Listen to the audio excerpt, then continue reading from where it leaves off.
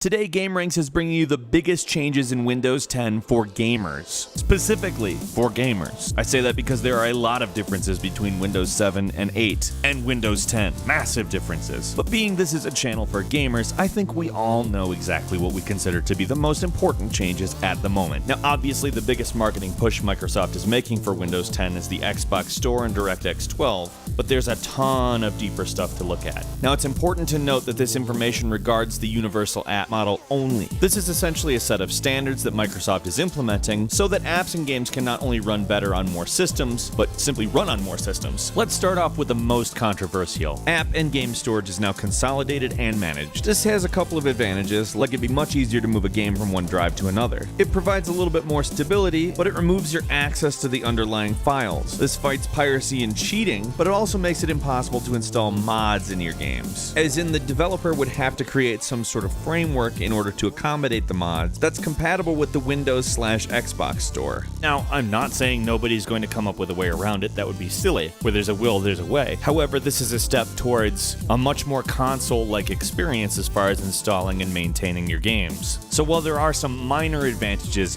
people are probably not going to be happy about this. Although please bear in mind that the Windows Store/Xbox Store is kind of attempting to take on Steam. If you buy a game through Steam, nothing is going to change for you. It's going to remain exactly the same. So I guess the ultimate effect of this change really depends on if the Windows Store can keep up with Steam, which doesn't sound likely, but you really never know what's going to happen. Another thing that's going to be managed entirely by the OS is going to be the app Lifecycle and State. So every single app or game supported by Windows 10 needs to be able to be minimized, suspended, or killed whenever in the background. That might not really sound like it matters a whole lot, but think about this. Game developers are actually going to have to ensure their games can handle properly when given this type of a situation. From now on, if you power your PC down or put it to sleep, you should be able to pick right back up where you were. This is a time when it might not be such a bad thing that they're moving towards a slightly closer to a console experience. I'll tell you this, it's very nice when I put my PS4 to sleep and I come back to my game in the morning and it's exactly where it was and I didn't have to wait. Probably the absolute best result of this is that your game state is going to be syncable between devices. In theory, essentially you could be playing a game on a computer, then you shut the computer off. Because of this new architecture, the game itself suspends, and when you launch it with your Windows account on another computer, you are right back where you were in the game. I mean, that's something that I consider completely awesome, and yes, in some respects it's vaguely similar to the Steam Cloud. However, that's your saves. This is literally the app state. So that means going back to exactly where you were,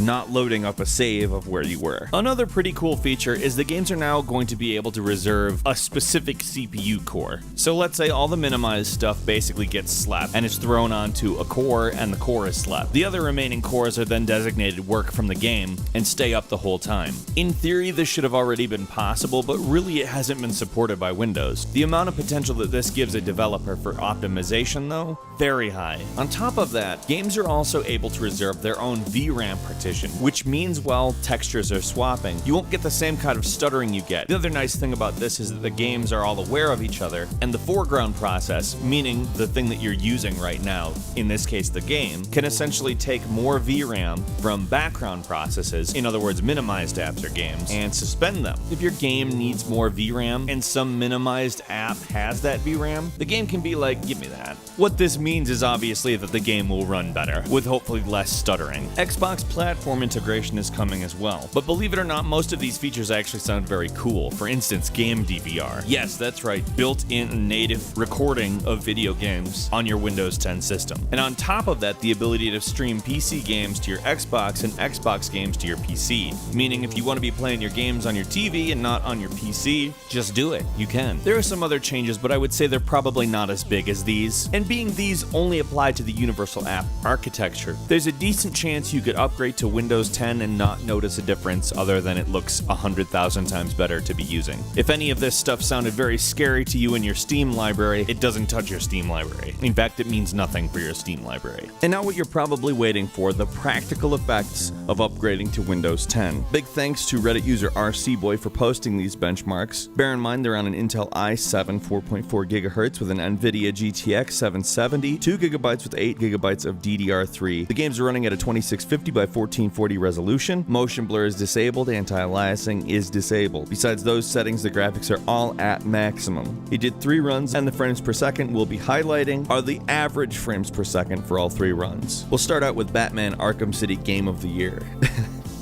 I don't see that happening on the PC this year. Batman Arkham City on Windows 8.1 achieved an average frames per second of 82, while on Windows 10 it showed an improvement up at 85. Bioshock Infinite with ultra settings and depth of field turned on achieved 57.58 frames per second on 8.1 and 57.76 frames per second on Windows 10, showing slight, very slight improvement. Final Fantasy XIV Heavensward, which is massively multiplayer and why I'm mentioning it, in DirectX 11 on 8.1 was able to get 41.546, and on 10 was able to get 41.719, which is less than 1 frame per second better, but it is better. There's pretty similar improvements across the board for titles like Just Cause 2, Hitman Absolution, and even Crysis 2, although in a couple of areas did see some very small decreases. For the most part was working better in Windows 10 than it was in 9. Same goes for Tomb Raider with Tress Effects turned off. In 8.1 it did 60.2 frames per second, and in 10 it did 60.3